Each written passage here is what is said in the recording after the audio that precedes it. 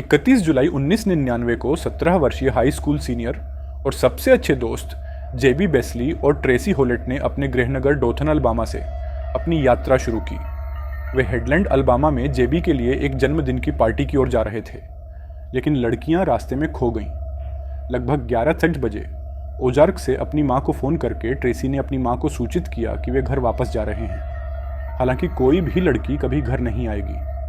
उनके बेजान शरीर अगले दिन उनकी कार की डिक्की में पाए जाएंगे।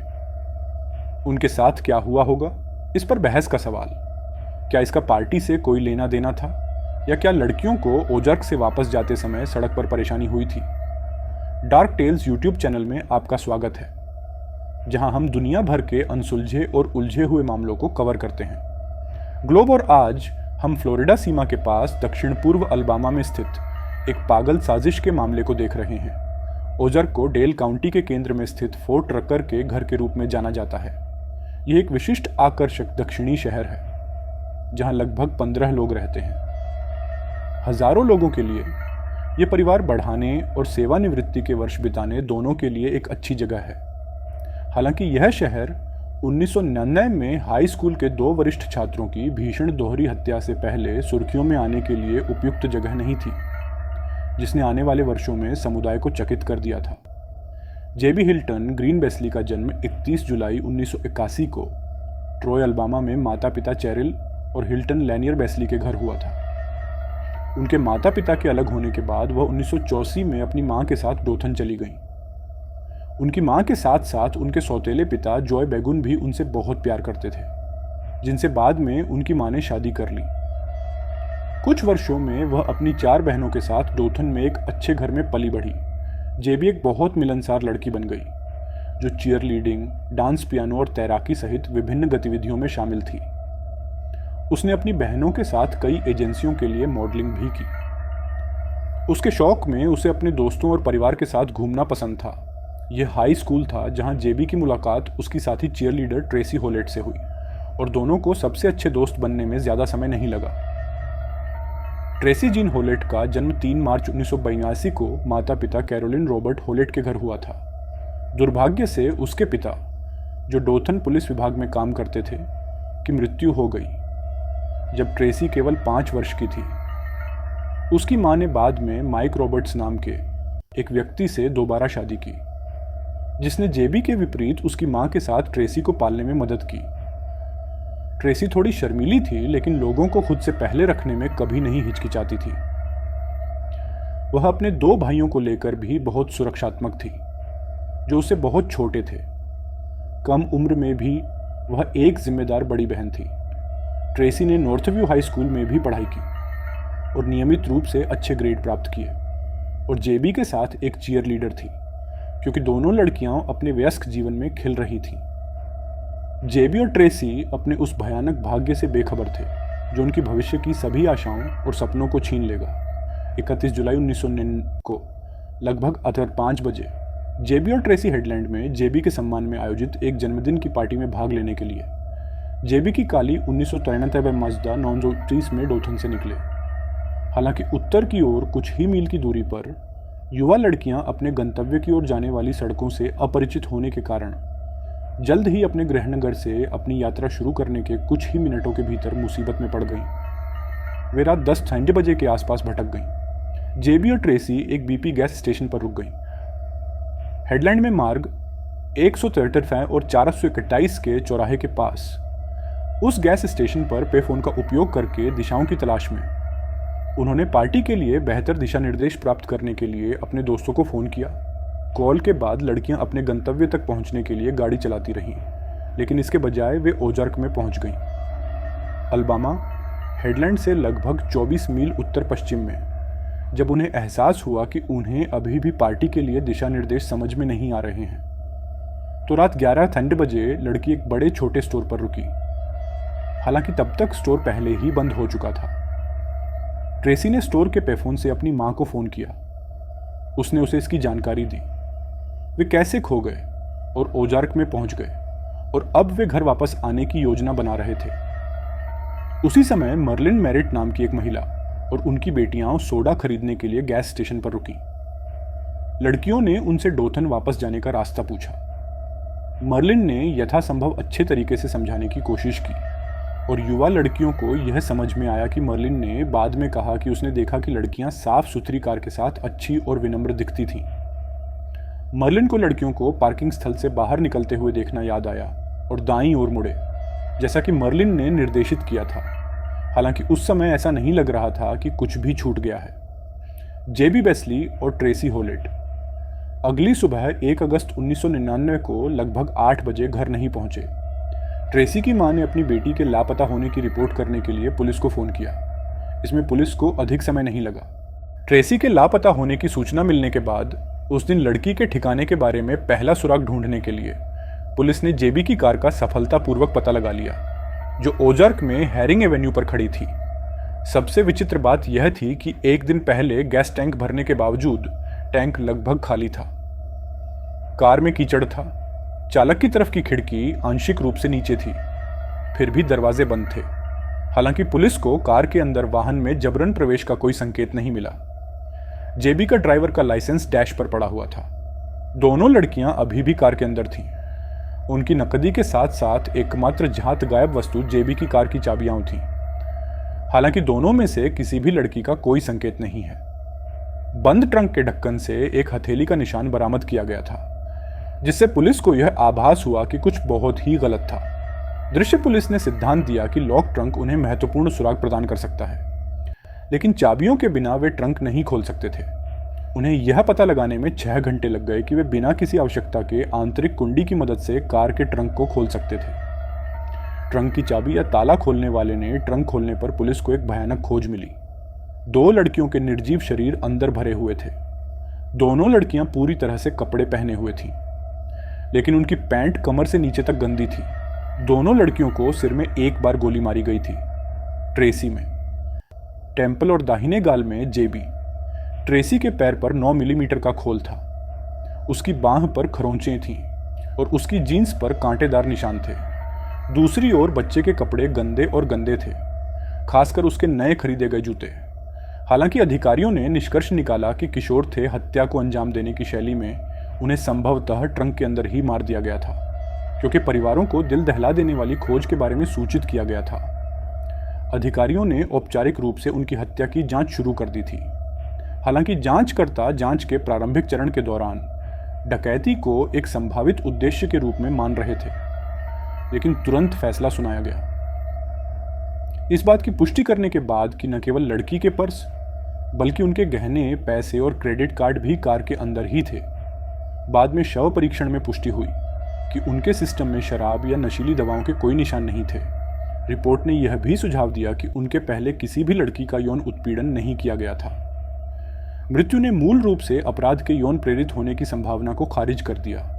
हालांकि 2 महीने से अधिक समय बाद राज्य अपराध प्रयोगशाला ने एक रिपोर्ट जारी की, जिसमें बताया गया कि जेबी की ब्रा पैंटी और त्वचा पर अज्ञात वीर्य के निशान थे।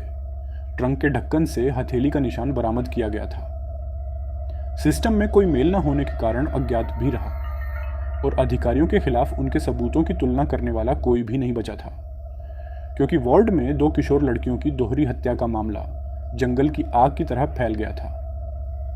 अधिकारी किसी भी संदिग्ध पर इनाम तय करने के करीब नहीं थे। हत्या के संबंध में जानकारी इकट्ठा करने के प्रयास में भी लगाया गया था, लेकिन इससे कोई नया सुराग नहीं मिला। हालांकि अधिकारियों को जल्द ही 1 सितंबर को एक अप्रत्याशित सफलता मिली। ठीक 1 महीने बाद 1 सितंबर को जेबी और ट्रेसी के शव पाए गए, जो लंबे समय से ओजार्क निवासी 28 थे। 1 वर्षीय जॉनी विलियम बैरेंटाइन एक विचित्र कहानी बताने के लिए ओजार्क पुलिस विभाग में गया। उसने दावा किया कि वह डोथन किशोरों के हाई प्रोफाइल दोहरे हत्याकांड का गवाह था। बैरेंटाइन ने पुलिस को बताया कि हत्या की रात लगभग उसी समय ट्रेसी थी। हॉलेट ने पे फोन से अपनी मां को बड़ी छोटी दुकान पर बुलाया। वह अपने 2 साल के बेटे के लिए दूध खरीदने के लिए बाहर गया था। उसने दावा किया कि जब वह बाहर था तो उसने भयानक कृत्य देखा था। वह रात 1 बजे घर लौटा, स्पष्ट रूप से परेशान था और उसने अपनी बात बताई। पत्नी ने बताया कि जेबी और ट्रेसी की हत्या के बाद के दिनों में हेरिंग रोड के पास एक काले ट्रक ने उसे टक्कर मार दी थी। जब उसने अपने कुछ दोस्तों के साथ यह जानकारी साझा की तो उन्होंने उन्हें आश्वस्त किया कि उसे इस जानकारी के साथ पुलिस के पास जाना चाहिए, क्योंकि यह जुड़ा हो सकता है। ट्रेसी और जेबी की हत्याओं से न केवल पुलिस को मामले को सुलझाने में मदद मिलेगी, बल्कि उसे इनाम भी मिल सकता है। साथ ही ओज़ार्क पुलिस के साथ 4 घंटे के साक्षात्कार में परेशान करने वाली बात यह है कि तत्कालीन ओज़ार्क पुलिस प्रमुख टोनियर स्पाइवी के अनुसार बैरेंटाइन ने 6 बार अपनी कहानी बदल दी। बैरेंटाइन ने शुरू में कहा कि हत्याओं की रात उसने एक काले ट्रक को उस क्षेत्र से तेजी से भागते हुए देखा था जहां लड़कियां मिली थीं, लेकिन जैसे जैसे साक्षात्कार जारी रहा उसकी कहानी विकसित होती रही और आखिरकार उसने दावा किया कि उसने एक टैटू वाले व्यक्ति को उठाया था। उसे पता नहीं था और दोनों बड़े छोटे स्टोर की ओर चले गए। उसने आगे दावा किया कि जिस आदमी को उसने सवारी दी थी वह 2 लड़कियों के साथ एक कार में बैठ गया, जिनकी बैरेंटाइन ने मृतक डोथन किशोरों के रूप में पहचान की। उन्होंने कहा कि वे हेरिंग एवेन्यू पर पहुंचे, जहां उस आदमी ने लड़कियों को कार से बाहर निकाला। पुरुषों और लड़कियों के बीच संघर्ष हुआ जब वे उन्हें ट्रंक में रखने के बाद भागने की कोशिश कर रहे थे। बैरेंटाइन ने कहा कि उन्होंने 2 गोलियों की आवाज सुनने से कुछ क्षण पहले उस आदमी के हाथ में कुछ देखा था, और जब पुरुष लौटे बैरेंटाइन ने फिर से उसे घटनास्थल से एक सवारी दी और फिर एक अन्य संस्करण में घर चला गया। बैरेंटाइन ने जांचकर्ताओं के सामने कबूल किया कि वह उस आदमी को जानता था जिसे उसने उठाया था और उसे सवारी दी थी और उसे अपने पड़ोसी के रूप में पहचाना। चिंताजनक रूप से बैरेंटाइन खुद 1 से भी कम उम्र का था। मील जहां से पुलिस ने शवों की खोज की, पुलिस ने उसकी कहानी को स्वीकार नहीं किया। उसे जेबी, बेस्ली और ट्रेसी होलेट की हत्या का मुख्य संदिग्ध बताया। ओज़ार्क पुलिस ने जॉनी बैरेंटाइन को मौके पर ही गिरफ्तार कर लिया। उस पर 2 हत्याओं का आरोप लगाया, लेकिन उसके साथ कई समस्याएं थीं। अकाउंट्स बैरेंटाइन ने कभी भी यौन गतिविधि का उल्लेख नहीं किया, जो जेबी के कपड़ों और शरीर पर पाए गए नाविक के लिए जिम्मेदार होगा। इसके अलावा जिस पड़ोसी को उसने फंसाया था उसके पास शाम के लिए एक बहाना था। कई लोगों ने नोट किया कि वह चौंका हुआ लग रहा था और जैसे कि वह अभी अभी अपने मगशॉट में गहरी नींद से जागा हो। गिरफ्तारी के बाद बैरेंटाइन ने तुरंत स्वीकार किया कि उसने इनाम की रकम इकट्ठा करने के लिए पूरी कहानी गढ़ी थी। हालांकि उस समय पुलिस का मानना था कि उन्होंने 21 सितंबर को प्रारंभिक सुनवाई में सही व्यक्ति को गिरफ्तार किया था। अल्बामा ब्यूरो ऑफ इन्वेस्टिगेशन के एजेंट चार्ल्स हगिन्स ने गवाही दी थी कि बैरेंटाइन ऐसा करने में सक्षम था। लड़की के कपड़े और अपराध से संबंधित अन्य वस्तुओं का वर्णन करें, जिससे पता चलता है कि वह गिरफ्तारी के समय से ही घटनास्थल पर था। बैरेंटाइन को 18 अक्टूबर की बांड सुनवाई में ओज़ार्क में डेल काउंटी जेल में बिना बांड के रखा गया था। बैरेंटाइन ने इनकार किया कि वह हत्याओं में शामिल था, जज के सामने कबूल करते हुए कि उसने कभी किसी टैटू वाले आदमी को नहीं उठाया और हत्या की रात कुछ भी नहीं देखा। उसने कहा कि वह बस अपने छोटे लड़के के लिए दूध लेने के लिए रात के लगभग 11 बजे बीपी के पास गया था और बाद में उसने पूरी कहानी गढ़ी। इनाम की राशि का दावा करें, हालांकि उन्हें बांड से वंचित कर दिया गया और इस अशांत समय के दौरान भी वापस जेल भेज दिया गया। यहां तक कि बैरेंटाइन के परिवार के सदस्यों ने उनका समर्थन करना बंद नहीं किया। उन्होंने मीडिया को साक्षात्कार देकर अपनी बेगुनाही का दावा किया और कहा कि वह किसी को भी चोट पहुंचाने में असमर्थ थे। बैरेंटाइन के वकील बिल किमिंस ने भी कहा उनका मुवक्किल किसी भी तरह से दोहरी हत्याओं के लिए जिम्मेदार नहीं था। उन्होंने आगे कहा कि 4 घंटे की लगातार पूछताछ ने बैरेंटाइन पर भारी असर डाला, जिसने पुलिस पूछताछ के दौरान खुद को झूठ के इस जाल में लपेट लिया था। उसे कभी नहीं बताया गया था कि उसे वह जब चाहे बाथरूम जा सकता था या जाने के लिए स्वतंत्र था। बैरेंटाइन के बचाव में इस तथ्य की ओर भी इशारा किया गया कि बैरेंटाइन ने केवल 7वीं कक्षा और 8वीं कक्षा का एक हिस्सा पूरा किया है। उन्होंने कहा कि उनका ग्राहक विशेष शिक्षा कक्षाओं में था, जो इस जघन्य योजना की योजना बनाने में उनकी असमर्थता को दर्शाता है। आखिरकार 17 दिसंबर 1999 को जेल से रिहा कर दिया गया, जब यह पता चला कि बैरेंटाइन का डीएनए जनवरी 2000 में जेबी के शरीर और कपड़ों पर पाए गए नाविक से मेल नहीं खाता था। डेल काउंटी ग्रैंड जूरी ने बैरेंटाइन को दोषी ठहराने और उन्हें इसमें एक संदिग्ध के रूप में बरी करने से इनकार कर दिया। जॉनी बैरेंटाइन को संदेह से मुक्त कर दी जाने के बाद दोहरे हत्याकांड की जांच में एक झटका लगा। जांचकर्ताओं द्वारा अपनाए गए तरीकों की भी आलोचना की गई। यह शिकायत होने लगी कि ओज़ार्क पुलिस मामले को संभालने में असमर्थ थी। हालांकि पुलिस के पास अभी भी कुछ संभावित संदिग्ध थे, जिनमें से एक सबसे संभावित संदिग्ध मिशिगन का एक व्यक्ति था जो हत्या की रात एक पार्टी में था जहां जेबी की कार बाद में मिली थी। जांचकर्ताओं को पता चला कि जिस व्यक्ति का सार्वजनिक रूप से नाम नहीं लिया गया था, उसने हत्याओं के कुछ दिनों के भीतर शहर छोड़ दिया था। जांचकर्ताओं ने 3 बार मिशिगन की यात्रा भी की थी। उसका साक्षात्कार करने के लिए वह हत्या की रात अपने समय के 3 या 4 घंटों का हिसाब नहीं दे सका और बाद में लोगों के सामने कुछ संदिग्ध बयान दिए। हालांकि पुलिस ने इन कथित बयानों के बारे में विस्तार से बताने से इनकार कर दिया, क्योंकि यह पता चला कि बाद में उसे भी खारिज कर दिया गया था। डीएनए एक अन्य महत्वपूर्ण सुराग जिसका पुलिस जांच के प्रारंभिक चरण के दौरान पीछा कर रही थी, वह एक छोटे सफेद पिकअप ट्रक का चालक था। बड़े छोटे स्टोर के अंदर एक वीडियो निगरानी कैमरे ने एक छोटे सफेद पिकअप ट्रक की एक दानेदार खराब गुणवत्ता वाली छवि पकड़ी। उसी समय गैस पंप पर जेबी और ट्रेसी पे फोन पर ट्रेसी की मांग को कॉल कर रहे थे। कोई डिजिटल ट्रेल का पता नहीं लगाया जा सका। हालांकि उस समय पंप पर गैस खरीद का कोई रिकॉर्ड नहीं था और न ही वीडियो में किसी को ट्रक से बाहर निकलते हुए दिखाया गया था। जांच के 1 महीने बाद मीडिया में ट्रक की तस्वीर जारी करने के बाद न ही ड्राइवर स्पष्ट रूप से दिखाई दिया। पुलिस ने जनता से जानकारी के साथ आगे आने का आग्रह किया। दुर्भाग्य से ड्राइवर और ट्रक दोनों हवा में गायब हो गए, क्योंकि आखिरी लीड भी धुंधली हो गई थी। जांचकर्ताओं के लिए मिसिसिपी का एक व्यक्ति था।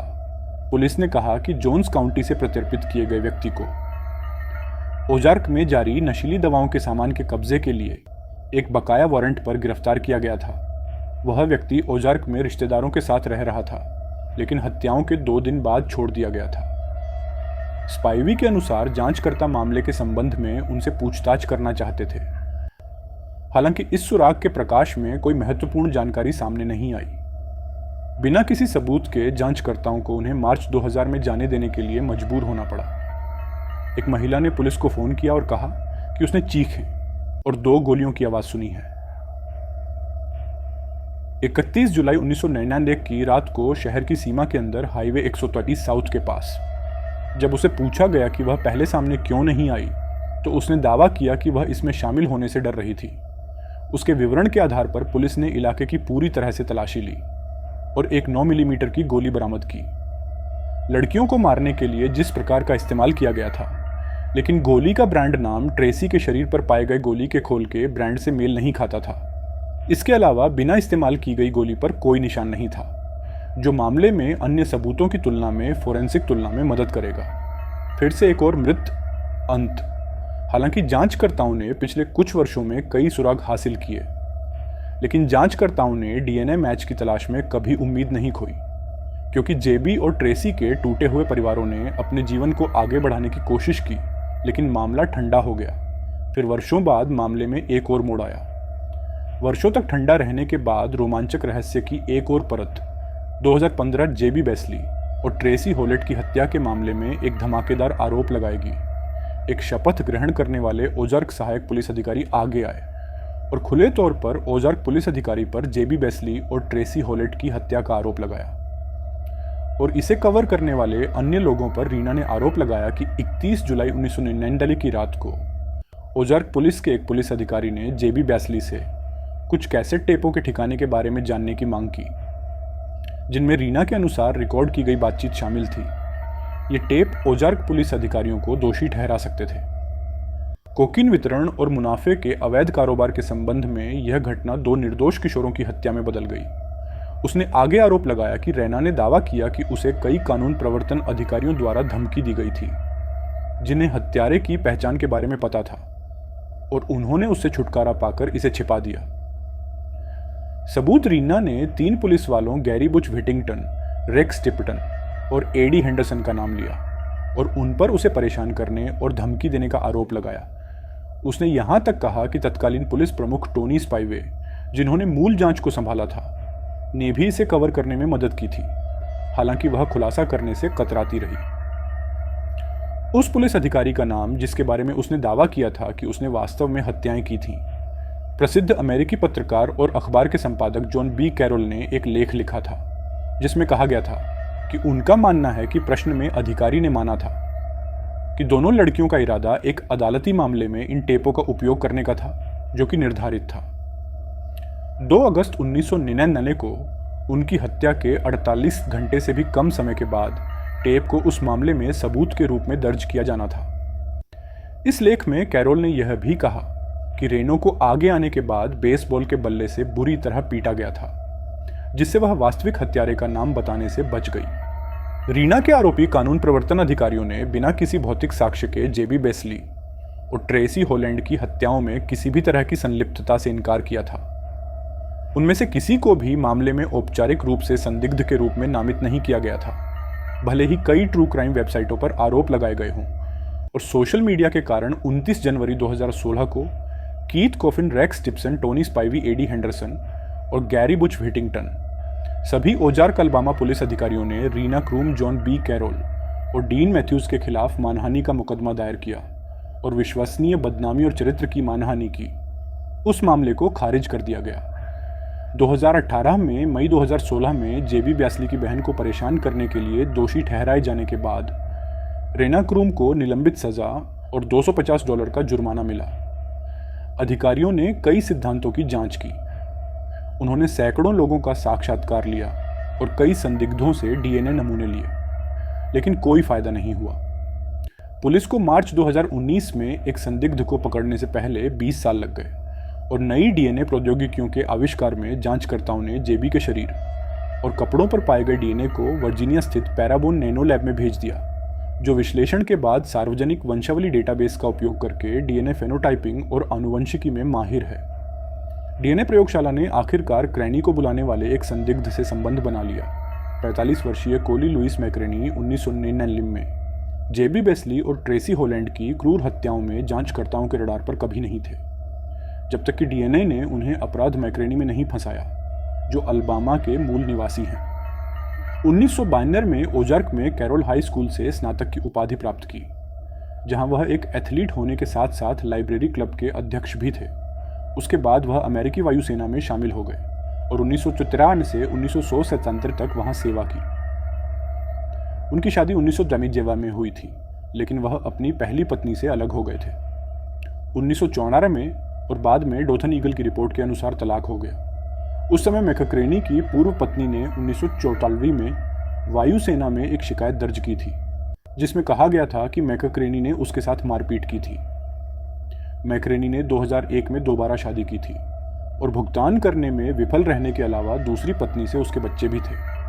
1978 में बाल सहायता मैक्रेनी का पिछले 20 वर्षों में कोई आपराधिक रिकॉर्ड नहीं था, इसलिए वह अपने पूरे जीवन में एक ट्रक चालक के रूप में काम करते रहे और हाल के वर्षों में उन्होंने अल्बामा में कई ट्रकिंग कंपनियों के लिए काम किया। हाल के वर्षों में उन्होंने एक चर्च की सहस्थापना की और हत्याओं के समय वह वहां एक बिशप के रूप में काम करता था।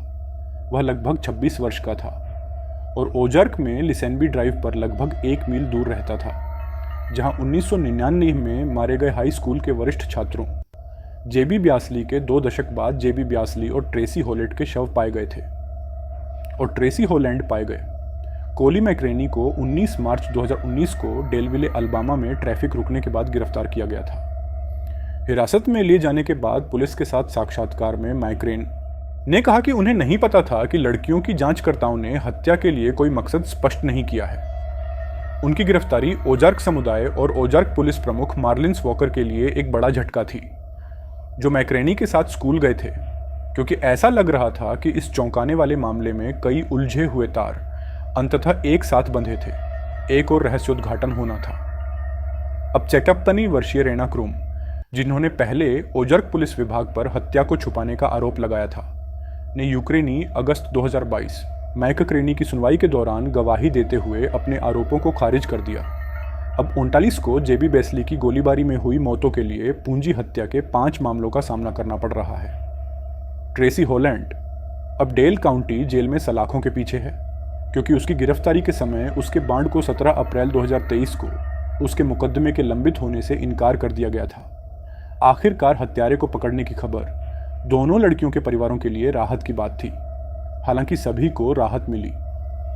मुकदमे और सुनवाई के माध्यम से यादों को सताने वाली एक और दर्दनाक यात्रा अब भी बाकी है। हम केवल आशा कर सकते हैं कि परिवार शांति की भावना के माध्यम से ठीक हो सकते हैं, कि उनकी बेटियों को आखिरकार 2 दशक से अधिक समय के बाद न्याय मिल रहा है। क्या आप मानते हैं कि मैक्रेनी हत्याओं के लिए जिम्मेदार है? यदि तो मकसद क्या था? क्या आपको पुलिस कवरअप के दावों में कोई वैधता दिखती है? हमें बताएं कि आपके विचार नीचे टिप्पणी अनुभाग में क्या हैं। लाइक शेयर करना ना भूलें और इस तरह की अधिक मनोरंजक कहानियों के लिए हमारे चैनल को सब्सक्राइब करें।